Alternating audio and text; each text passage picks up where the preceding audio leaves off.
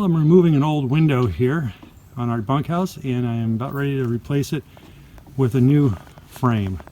Kind of having to custom make this work.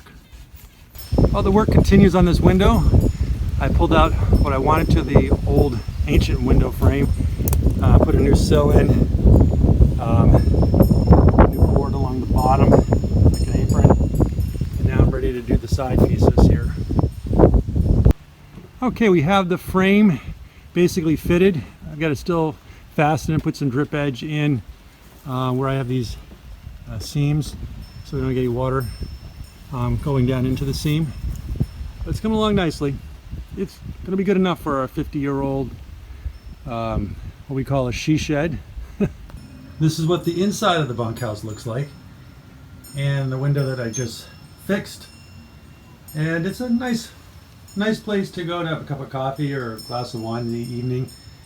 We can get to look out at the lake and enjoy the breezes and have a comfortable evening. But again, it's been a lot of work keeping this place up and preserving it. Anyways, that was today's project. Well, this is the finished window on our bunkhouse. It was quite the ordeal to kind of reconstruct a 1947 homemade window that was meant for a camp on the lake in 1947.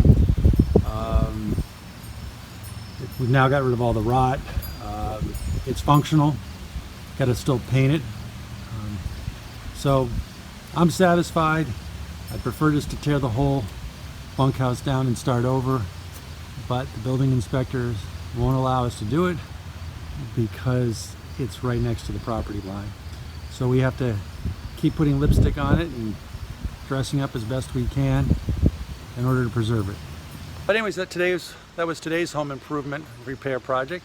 Hopefully might inspire you to do a similar type of project.